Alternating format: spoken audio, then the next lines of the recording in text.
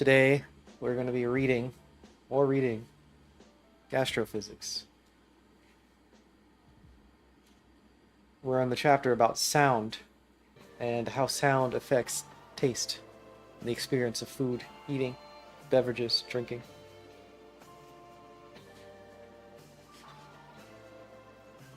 Which is helping me, well, at least guiding me in terms of changing my stream a little bit. So you're going to hear some music as this stream is playing, because I'm using that as background noise and some atmosphere. Apparently atmosphere is good for the eating experience. We'll learn more about that. Also drinking some tea.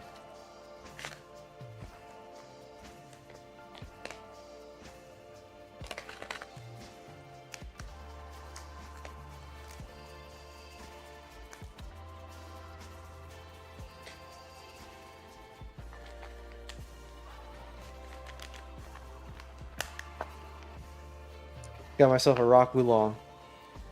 Don't often drink rock oolongs, but it's probably my favorite tea. Favorite genre.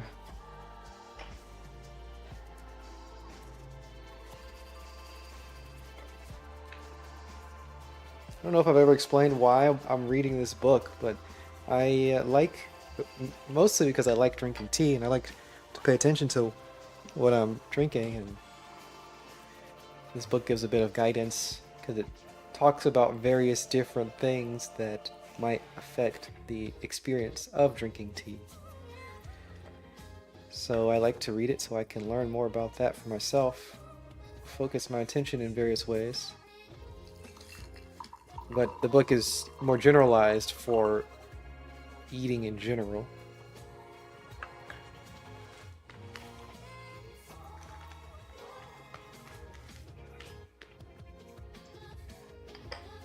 And perhaps I'm further generalizing it because I'm applying it to my stream.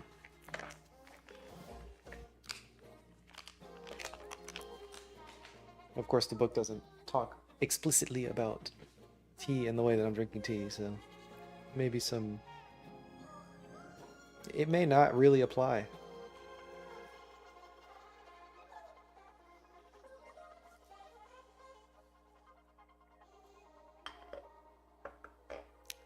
Love the smell of oolong.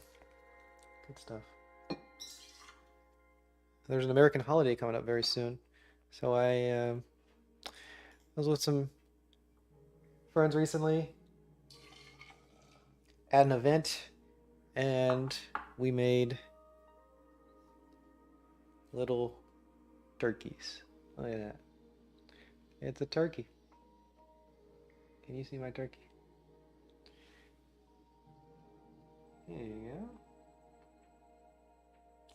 It's my turkey. We made turkeys. It was fun. I had a good time.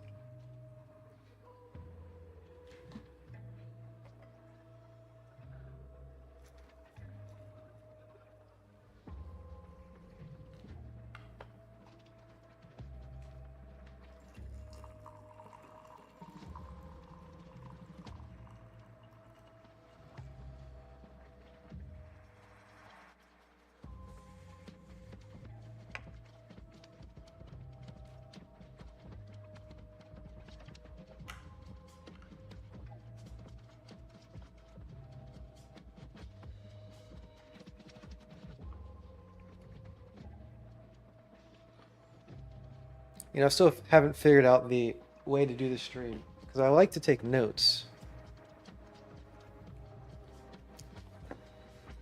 We'll figure it out as we go.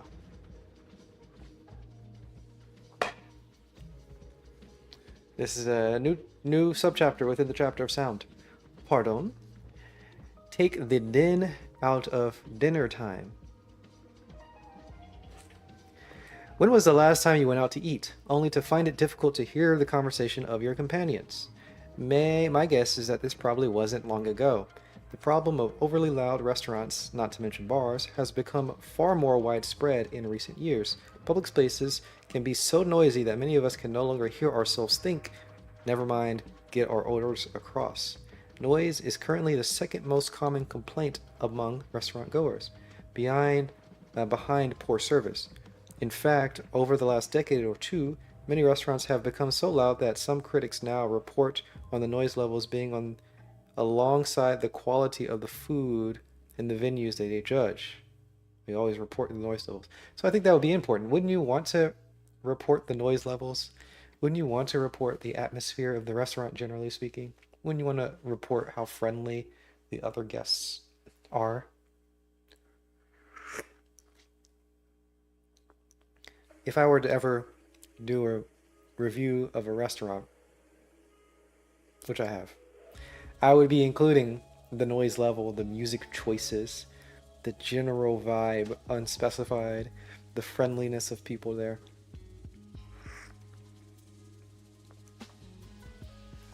The amount of people.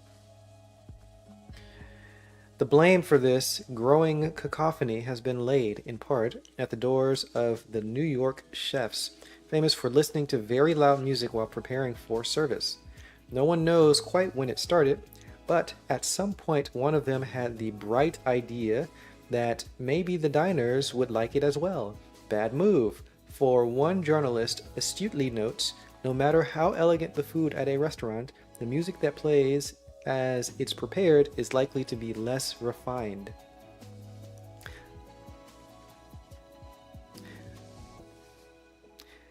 No one is listening to Vivaldi. I was just about to ask about classical music. But that's Baroque music, okay? Let's not lose scope of the truth here. Baroque is different from classical. I like classical music. No one is listening to Vivaldi as he buffs baby vegetables and dismembers ducks.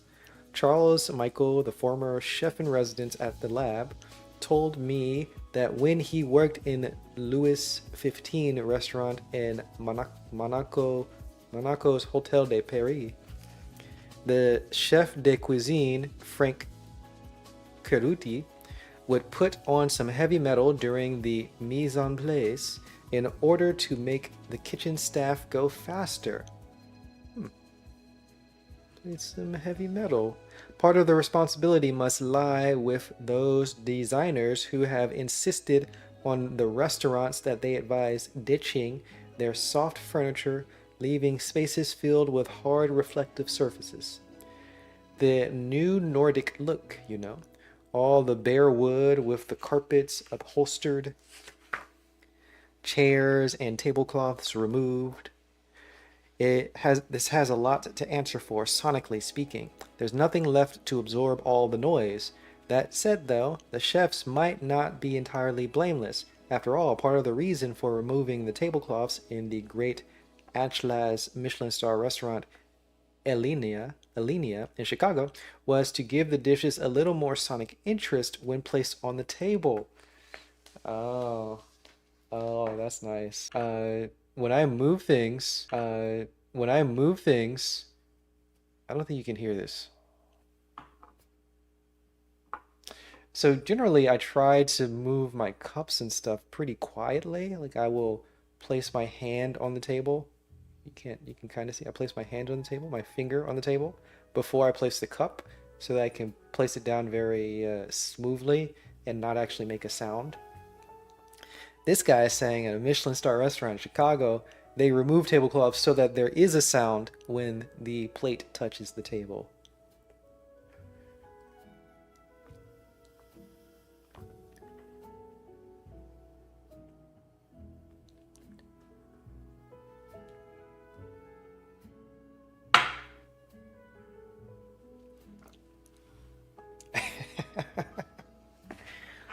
Interesting. This is a note that I gotta write for myself. Because would it be better for me to make more noise or make less noise while serving tea?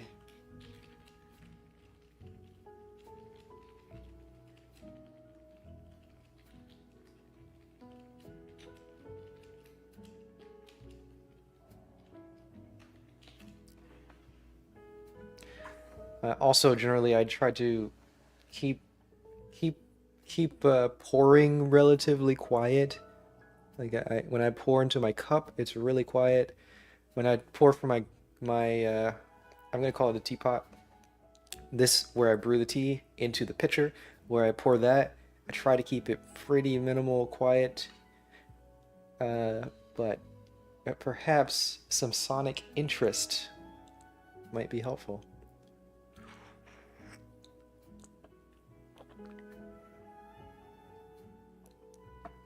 There is a little bit of I like the smoothness of the experience of tea, so I'm doing things to make everything seem more smooth. That's what the lack of noise is for, conceptually speaking. But maybe some sonic interest makes the tea taste better.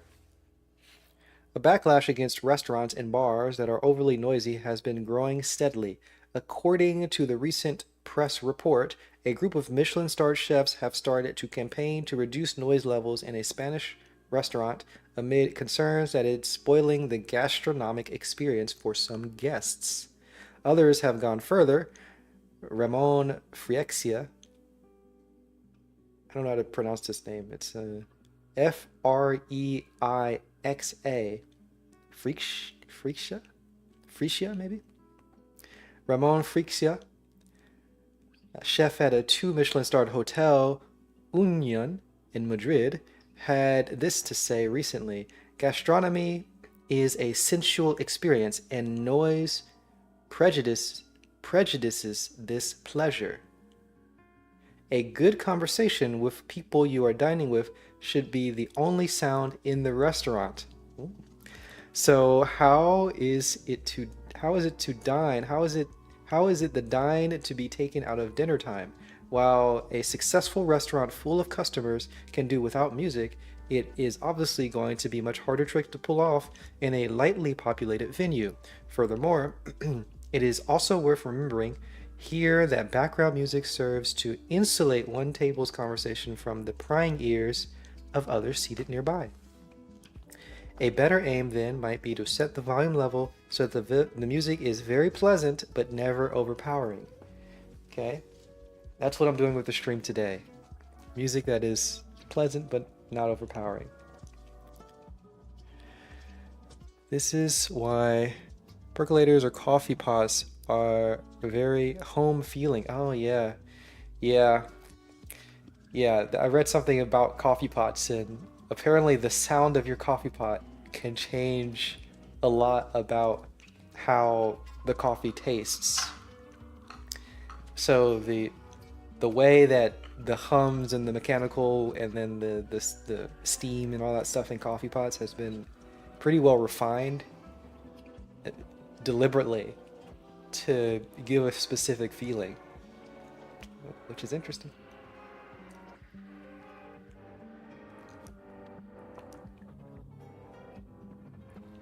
I have some things that make noise. So my electric kettle makes noise, which I don't think is audible on stream. I also have I have a different clay kettle, which is not nearby, but that makes noise only when it's at like a pretty close to a boil. So those things kind of add a little bit of sonic interest to my tea sessions when I'm having people over.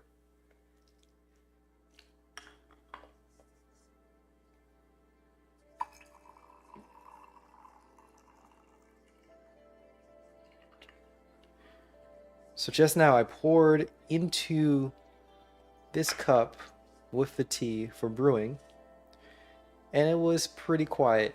I didn't hear very much. Pouring into my pitcher, I did hear a little bit, but still very quiet. Pouring into my cup, silent.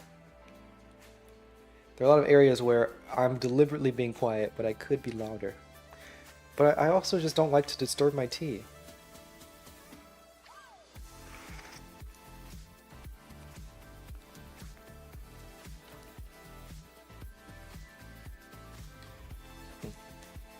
But I'm sure that when preparing food, like if you're at somebody's house and then you hear people preparing food, or if you're at a restaurant, I guess if you hear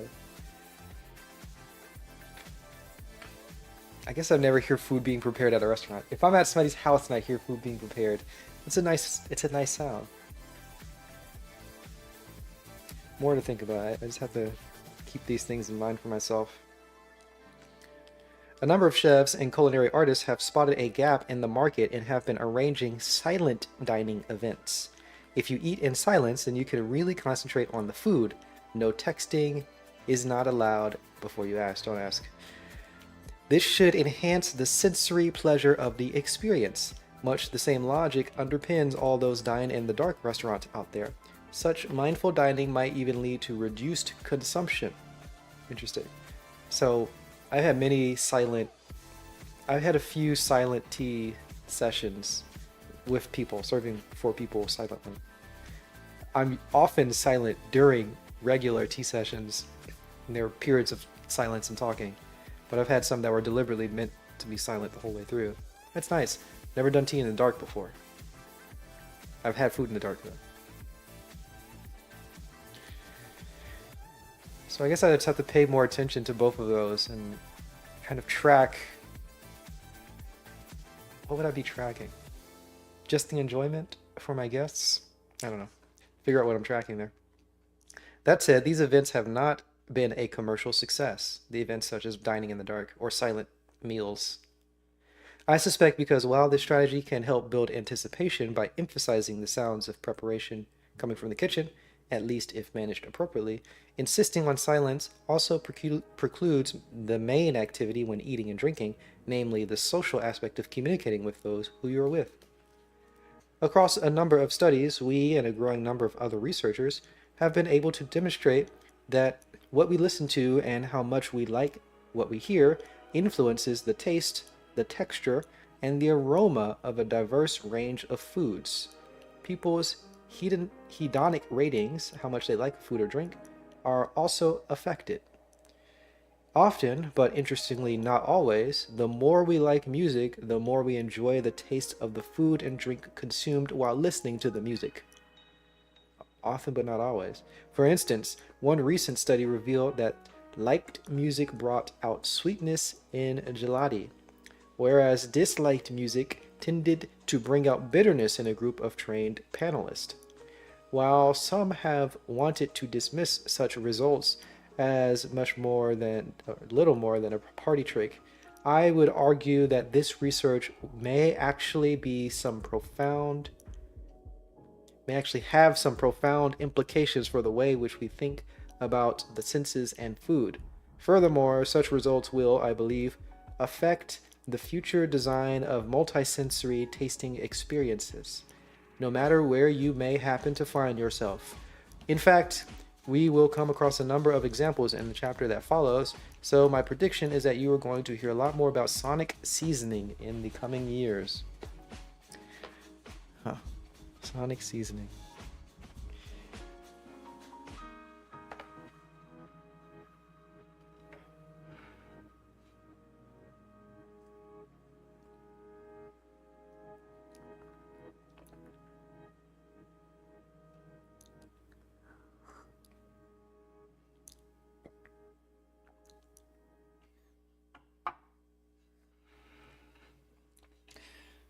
I've got some notes to take.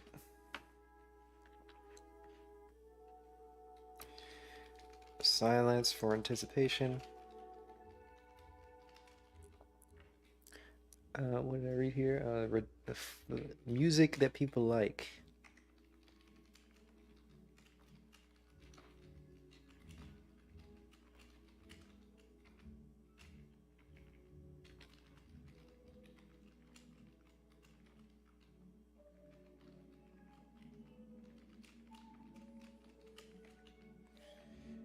So that becomes difficult if I'm serving for a group of people.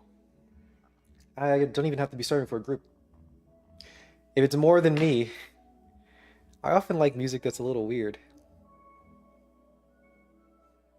So the music that I would want to listen to is probably classical music or maybe some sort of jazz. And I guess it might be kind of liked by some people, but it's really liked by me. So it would greatly enhance my experience, but maybe not so much enhance other people's experience. But if I wanted to serve to a group of a large group of people and I cared only about what they liked, how would I know what is the most likely song? So I guess I can just try to use some psychographics to figure out what my guest, the average guest, would like.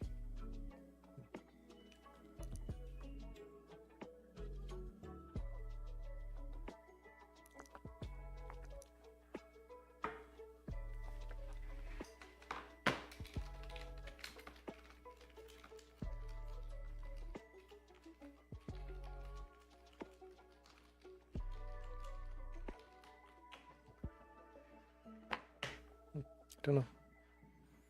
Prayer before meals. Oh. Right temperature, familiar sound, more important than flavor. The wholesome sound. This may be why the Midwest tolerates Folgers coffee. Prayer before a meal makes sense in the context of sound. It does. Preparing food and having a prayer be the preparation for food, and that everybody being quiet, focusing on one person speaking for a moment, and then the sharp change into rustling plates and movement and eating.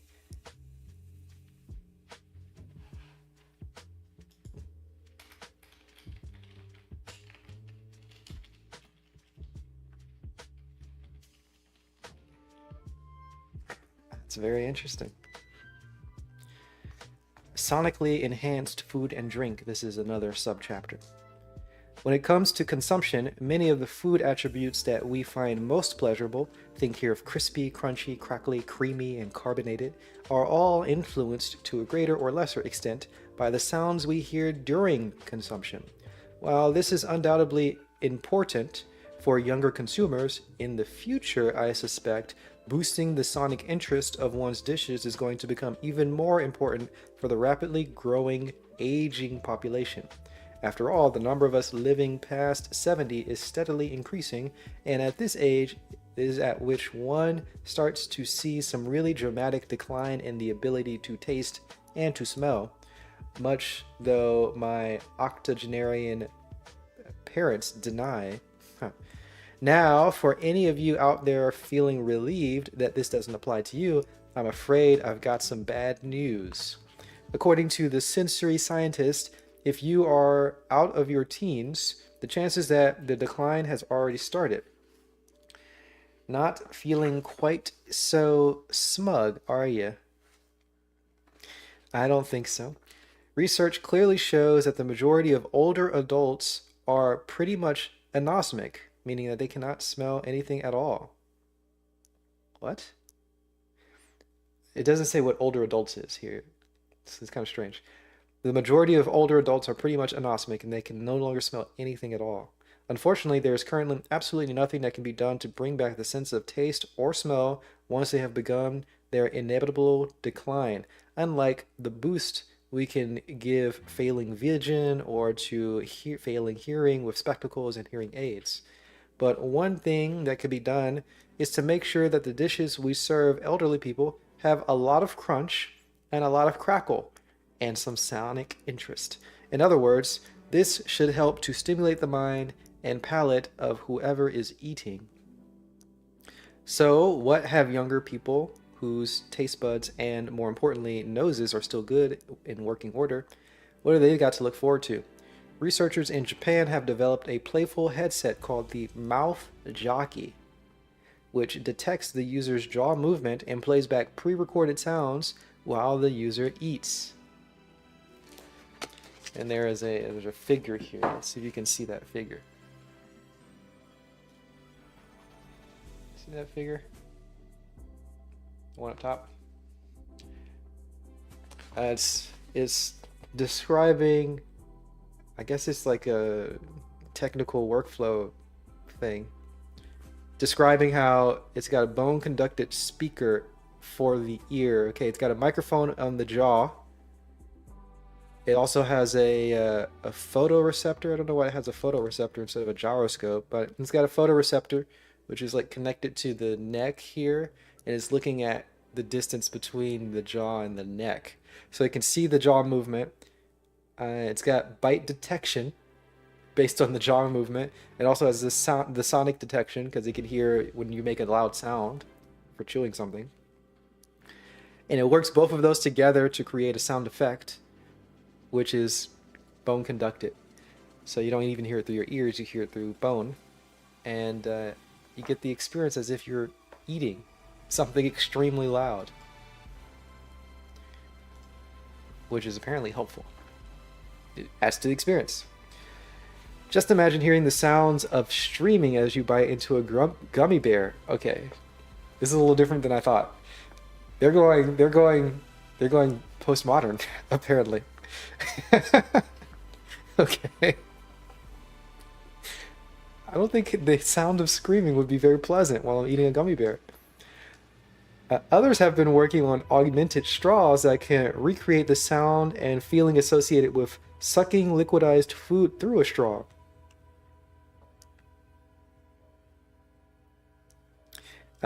Place a straw over a mat showing a picture of the desired food and then suck.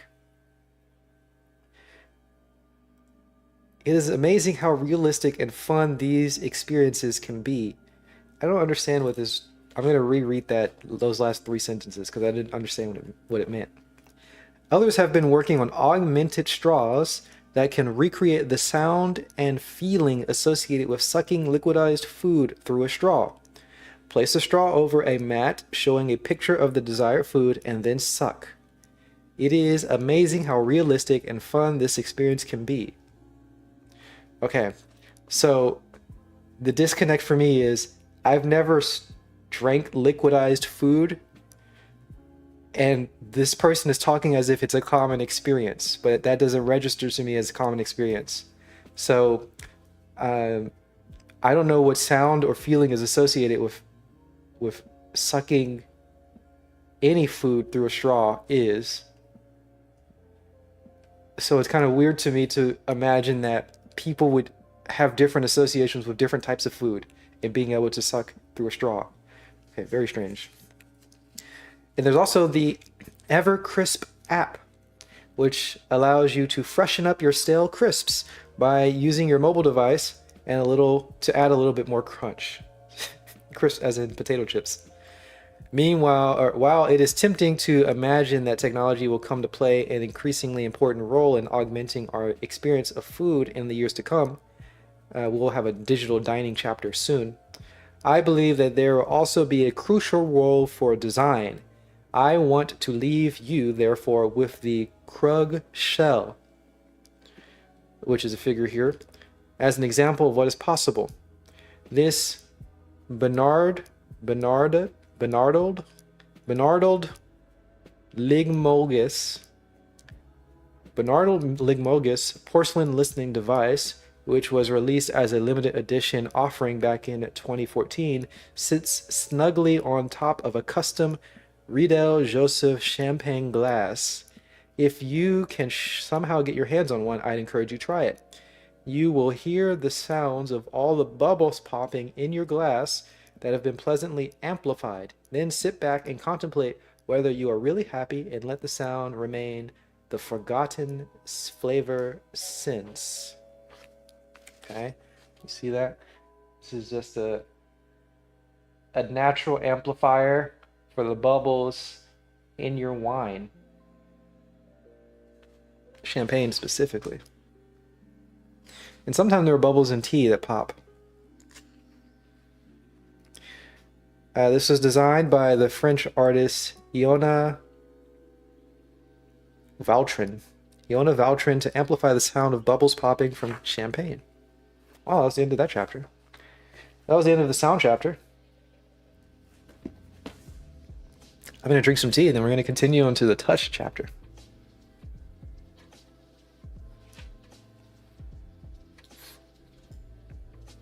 Hello, good morning.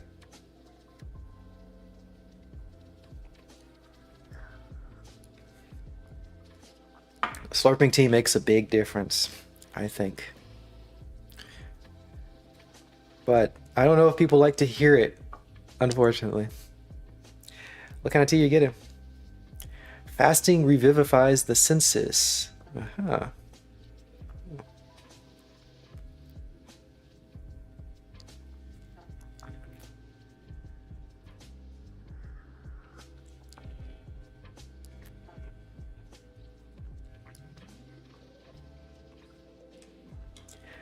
I've been wondering if there's a difference, an obvious difference of the sound in different teas while being swished around in the mouth.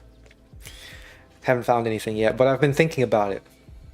And I've definitely been swishing tea around in my mouth. I'm wondering if like a tea is really particularly thick, will it have a different sound? Or if it's particularly thin, will it have a different sound? Definitely different liquids have different sounds.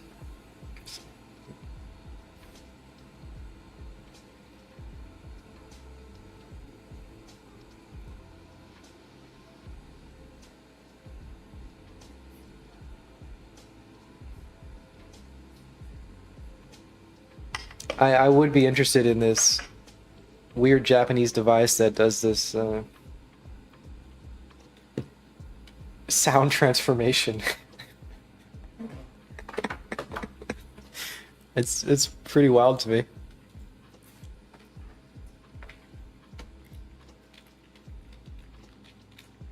Changing the sound of eating to screaming.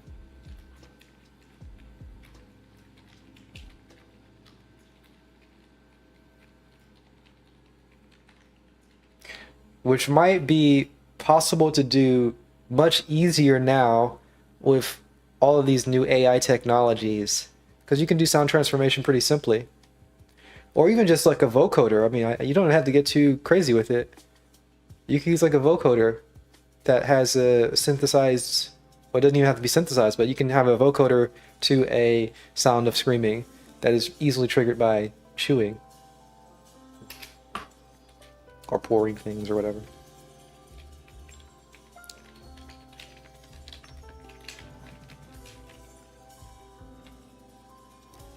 And I'm wondering for myself, is there a way to amplify the noises that I make with pouring tea?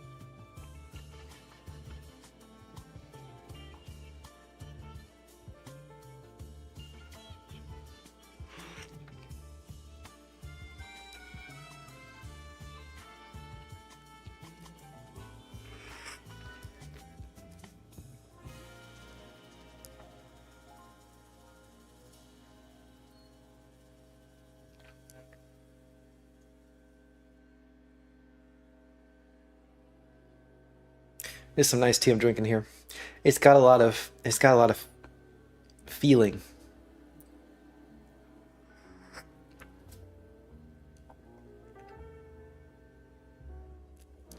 It's a rogue way. Got that mineral taste and feeling. It's great.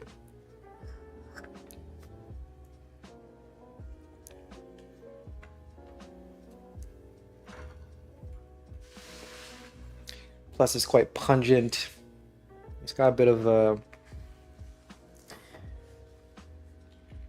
cherry fruity kind of note.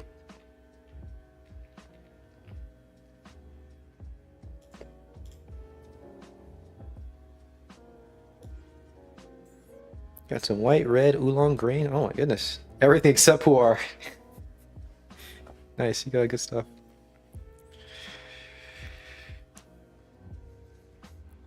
Is the screaming thing is the screaming thing the plant screams when they're cut? No, this is like there's a device. There's a particular device that is created by some Japanese folks to try to deliberately transform the sound of foods as you're eating it. So it like monitors your jaw movement and when you're chewing something, and it can transform the sound to anything else arbitrarily. And I guess it's just for fun to experiment on what would be more interesting. If you're eating gummy bears and you hear screams, that was one of the examples that it was given. Gummy bears and screams. All right, next chapter. Touch. A number of the world's top Michelin-starred restaurants these days, the first 3, 4, or even 5 courses are all eaten with fingers.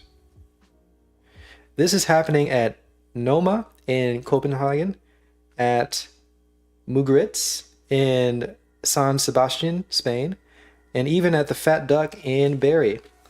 Any self-respecting gastro-tourist will know what I'm talking about. But just think about it for a moment. This would have been unheard of in 2 or 3-star Michelin restaurants a few years ago.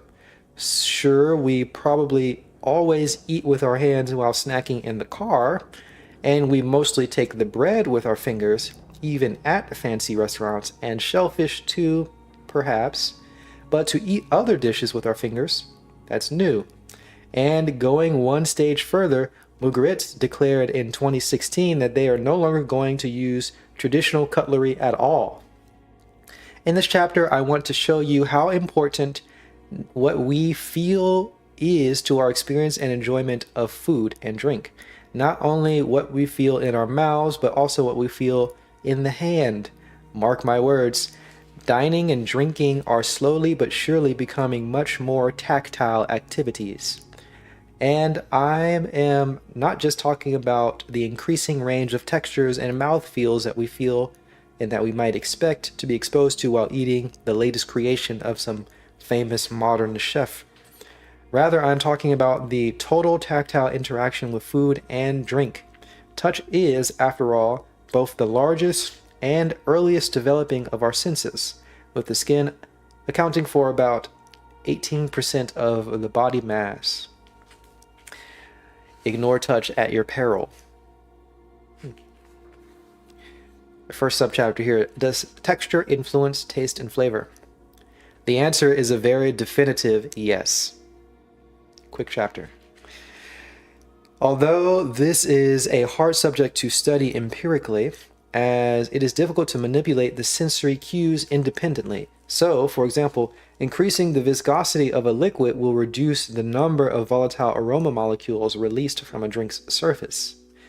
So while you may be certain that the oral somatic sensory properties of a food or drink, basically the mouthfeel, will be affected by taste and flavor of a food, determining the cause of that interaction can be a little bit harder to discern.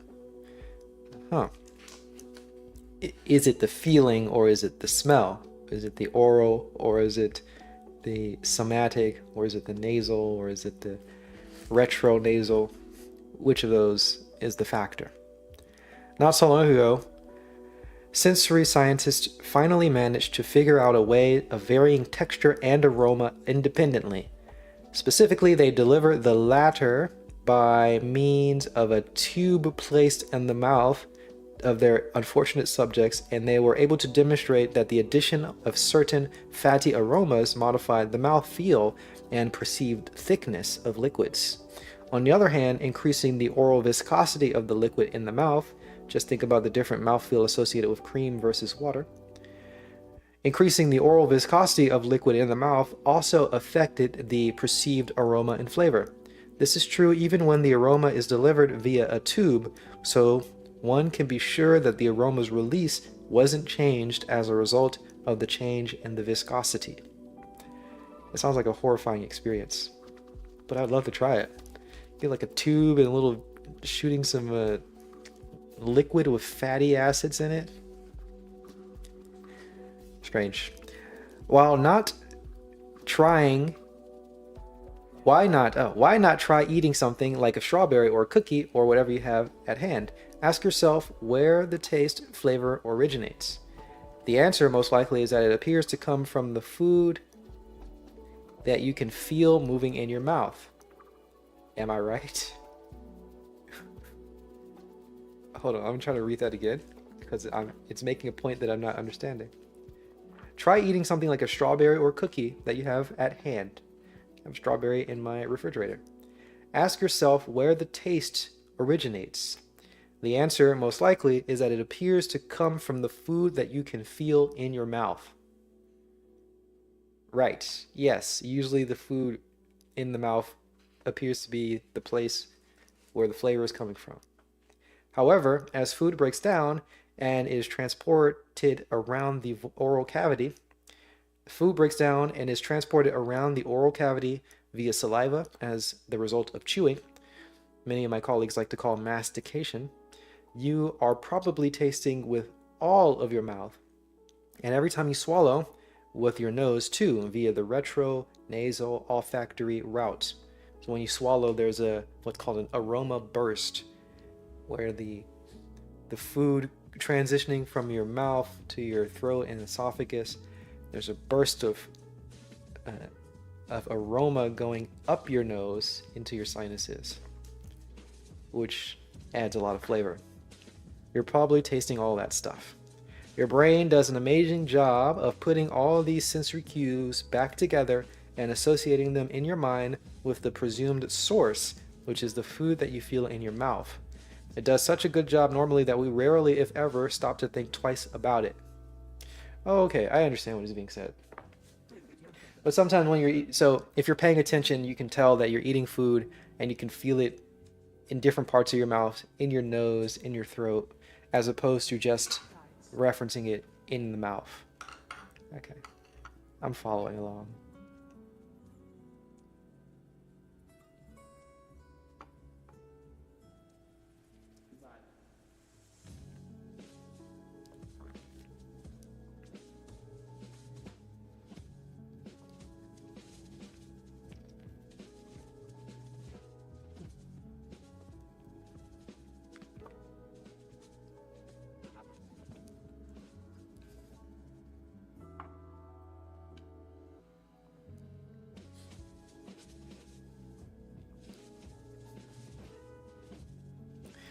Definitely taste it in the mouth, in the throat, in the nose, kind of spread around. It also feels like it's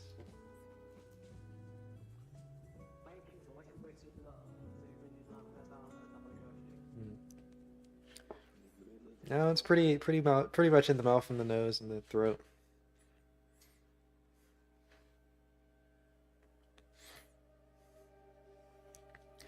When you watch a film at the cinema, your brain ventriloquizes.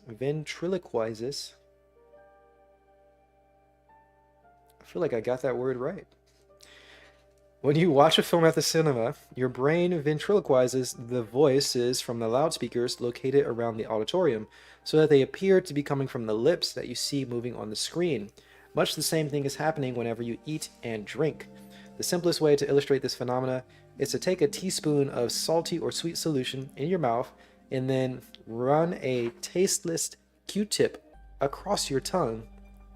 You should feel the taste as coming from the tactile stimulus moving across your tongue.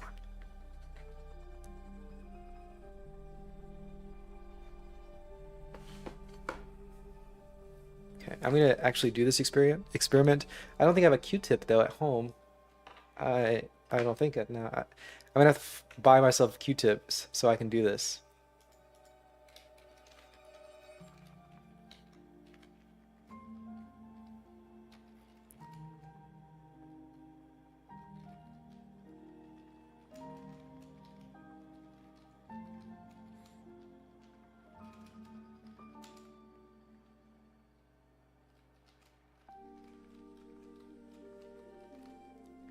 So he's making The very specific claim here is that you'll have salt water in your mouth and you'll taste it everywhere because it's salty water and it's just splashing everywhere.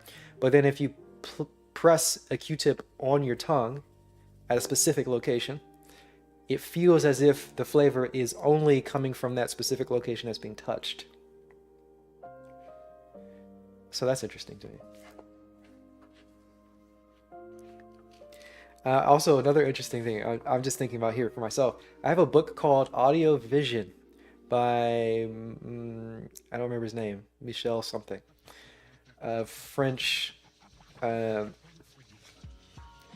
musique concrète musician. Acousmatic musician. It's a weird kind of experimental music.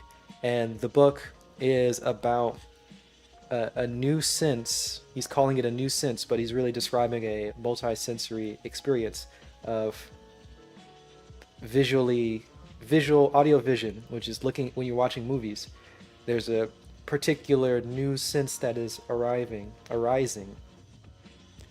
which is a lot of what we're talking about in this book, multi-sensory experience. So, for example, when you're chewing something, you hear it, you feel it, and you taste, and all these things together come together for a single sense. It's called a multi-sensory experience. And you have the experience of chewing, but you don't have any of the distinct individual senses experienced individually. Same as with a movie. Watching a movie, the visuals and the audio come together for this multi-sensory experience. So that's kind of cool. A random thing I'm thinking about. I guess I've been interested in multi-sensory experiences for longer than I thought.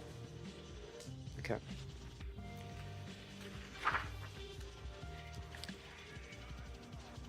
You get a solution of salt water, place a Q-tip and run it across your tongue. You should feel the taste coming from the tactile stimulus moving across your tongue. Despite the fact that the swab has no taste, apparently cotton swabs have no taste, and despite the fact that you're going to be tasting salt all around your mouth. What this shows is how much the tactile sensation in your mouth captures where you perceive the taste to originate from. In fact, knowing that the brain does this is how this has allowed us, in some of our more bizarre research, to mislocate taste out of the mouth, and so on the butcher's tongue, or rubber imitation of the human tongue. Oh, have you seen that experience with the mirror test where you have like an arm that's blocked from view and you cover it with a mirror and it looks like the left arm? You know what I'm talking about. Or you have a fake arm. You know what I'm talking about? It's a whole weird experience. He's doing that with the tongue. So you can mislocate the taste. Some people are convinced that they can taste what they see being applied onto a fake tongue outside of their body, when in fact what is dropped onto their own tongue is water.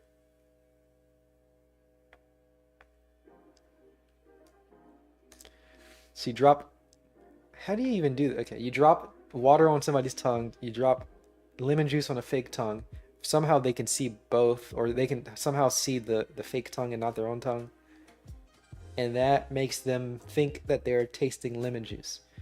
My question is, does lemon juice have such a distinct look that it would look like lemon juice and induce the taste? What does lemon juice look like if you're just like dropping little droplets of it? This is called oral referral. This describes the phenomena of experiencing food attributes like fruitiness, meatiness, smokiness in the mouth rather than in the nose, where such aromas are actually sensed. For more than a century, it was thought that the tactile stimulation experienced in the mouth while eating and drinking explained the oral referral of odors in the mouth. However, this turns out not to be the case. The fact that the multi-sensory integration of flavor cues occurs so effortlessly and so automatically shouldn't hide how incredibly complex it is. So, in response to the question, can you feel the taste? The answer is no. That said, what we feel in the mouth or outside of the mouth most certainly does affect both the taste and the flavor of what we eat and what we drink. Well, put some dye in it to make it look more like, yeah, that's a good idea. That's probably what it is. Yeah. Yeah. Sally, you don't know about these devices? Yeah, this is a good reason to stay outside of the city. These weird devices. Yeah.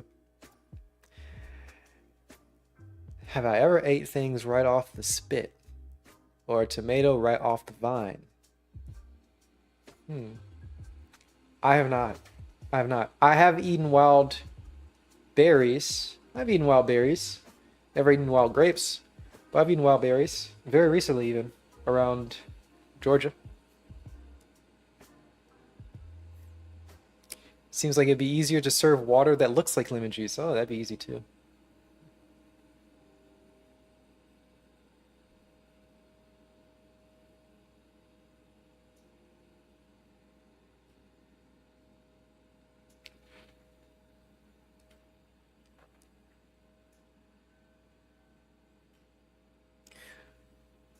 What even is that experiment? I'm trying to think about what that experiment is testing. Because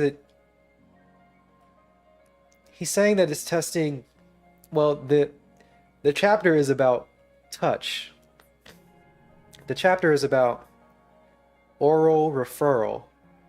For example, something touches your tongue, then you feel the taste as coming from the location that is being touched, as opposed to all around your mouth, in your nose, in your throat, all around. Um, but that experiment of dropping something on your tongue and dropping something on a fake tongue, that that's a totally different thing. That's more of a visual experience, right? You're testing the fact that anticipating or visually seeing what is being placed on what you think is your tongue but is actually not your tongue changes what you taste. So that seems like that should have been in the sight chapter as opposed to in the tactile chapter. Unless, of course, there are just not even an alternative experiment would be to pour something onto the fake tongue and nothing onto the actual tongue and see if the sensation travels from there.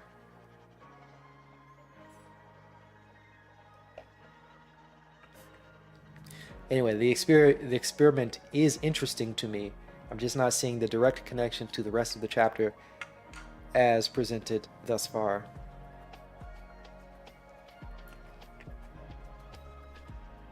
Yeah, taste is not a tactile thing. Taste independent is not a tactile thing. Taste is apparently influenced greatly by tactile, but a taste is not a tactile thing.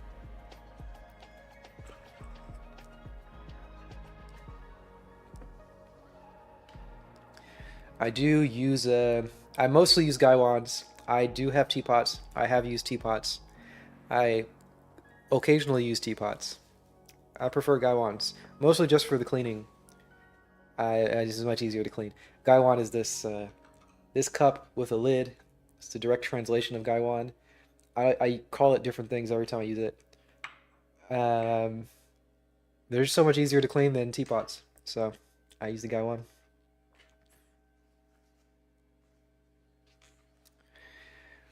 The next subchapter, Marinetti's Tactile Dinner Party. F.T. Marinetti, the founding father of the Italian futurist, had a great interest in touch. He produced a tactile manifesto called Il Tactissimo in 1921 and organized his very first tactile dinner parties back in the 30s. Unfortunately, however, there's just one problem. The futurist couldn't cook. They were dismissed as a fart from a kitchen by the Italian press. Okay, just a side note. I like these futurists a lot in terms of their visual art, in terms of their sound art, the Dada movement. That whole thing was really cool. The futurist movement with like weird machines that they would make. They made these kind of weird machines that had just like repeating mechanical sounds. And incredibly pleasant to me. I love that music. I used to listen to it all the time.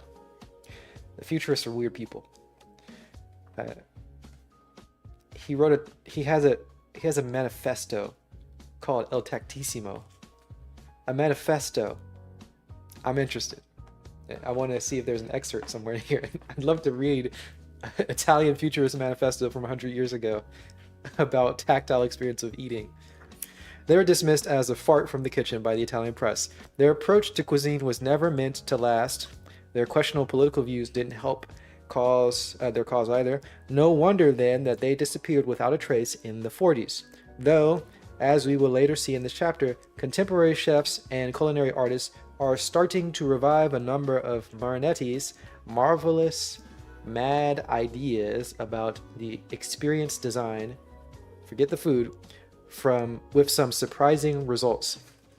Not being able to cook certainly didn't stop the futurists from throwing some of the most influential dinner parties.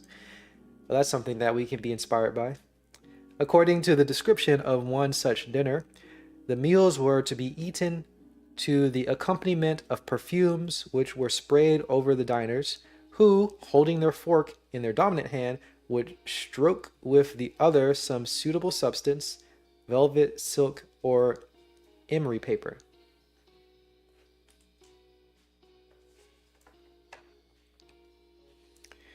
I've got a towel right here. I've got tea right here. Gonna stroke my towel. Stroke is kind of a weird word. I'm gonna stroke my towel as I drink this tea. See if that does anything to my experience.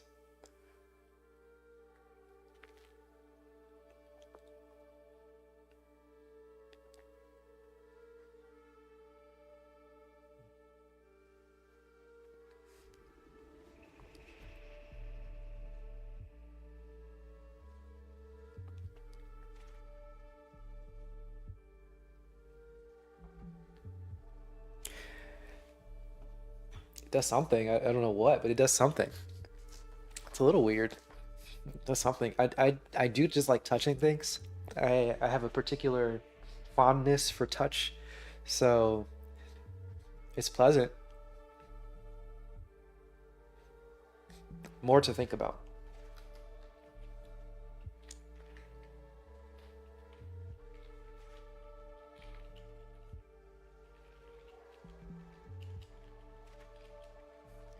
Now I don't have perfumes to spray in my face as I'm drinking this tea, but that that will be the next step.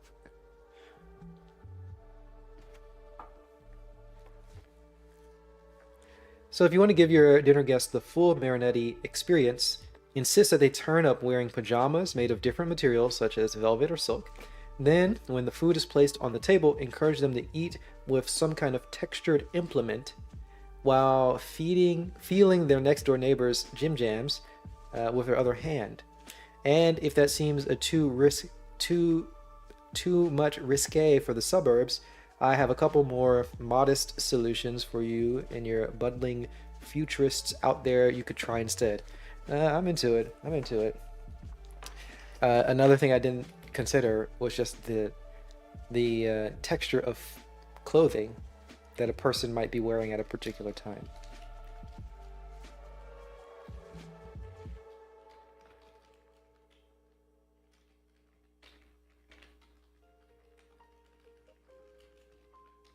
Because you are at all points feeling something. Whether it's present in the mind or whether it's intense is a different matter. But if you're wearing silk clothing or, cotton or wool or something more rough, that presumably changes something in your experience in relation to taste. You could, for instance, take inspiration from the London chef Joseph Yusuf. Joseph? So the first word is Joseph, Jozef.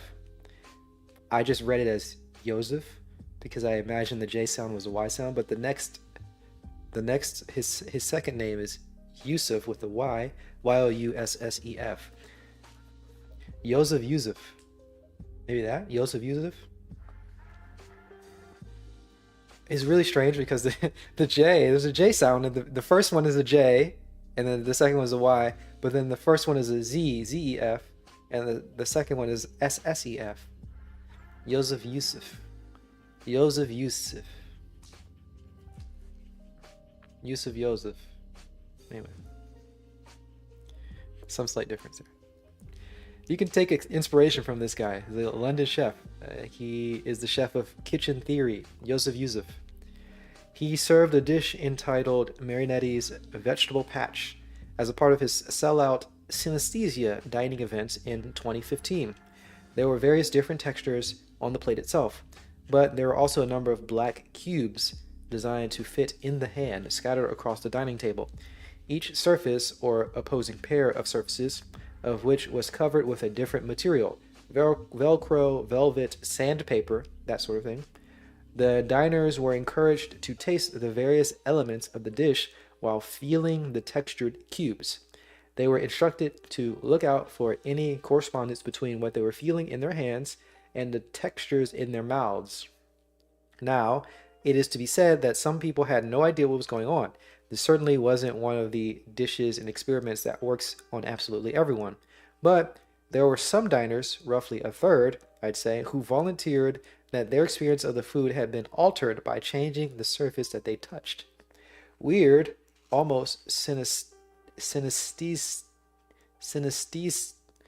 I'm gonna read it out. Synesthetic. That just doesn't feel right. Synesthetic. It's weird. It's almost a case of synesthesia, some would say. Maybe the futurists were onto something after all. Together with Professor Barry Smith of London, at the University of London, we do something very similar where we run tutored multisensory wine tastings. Tutored multisensory wine tastings. We get a selection of swatches cut from different materials in the hand and hand them out to everyone. We then serve a couple of reds and have people rate how well the different textures go with each of the different wines. This is something so simple and yet intrigues many people. And it is something that anyone can try at home. Why not try it for yourself next time you open a bottle with your friends? It will, in the very least, get your guests to pay a little bit more attention to the tasting experience. It may also help explain why all those adverts for red wine invoke these textual metaphors, such as velvety, silky, and so on.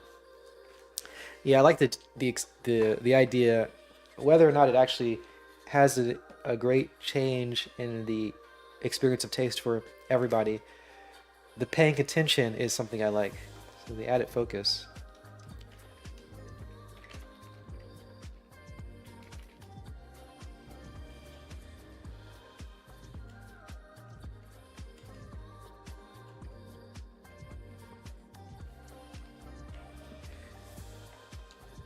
Now my question is, how would I present this if I were to have this experience for people? Oh my goodness. I'm so excited. The next few parts of this are about utensils. Look at that. Textured utensils.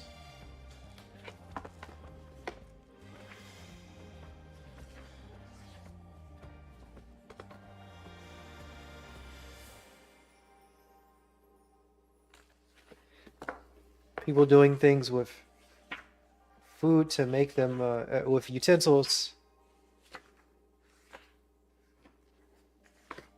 Good. It's a fuzzy cup. It's a cup. It's a cup, it's fuzzy. Okay. Well, unfortunately, it is time for me to end the stream because I have to start working. My plan is to start working and get some work done. So I'm going to do that. But anyway, I really like this book.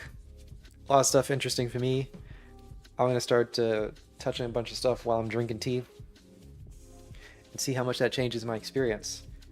I'm probably going to buy or find, maybe I can just find, what are they called, swatches? Splotches? I don't know.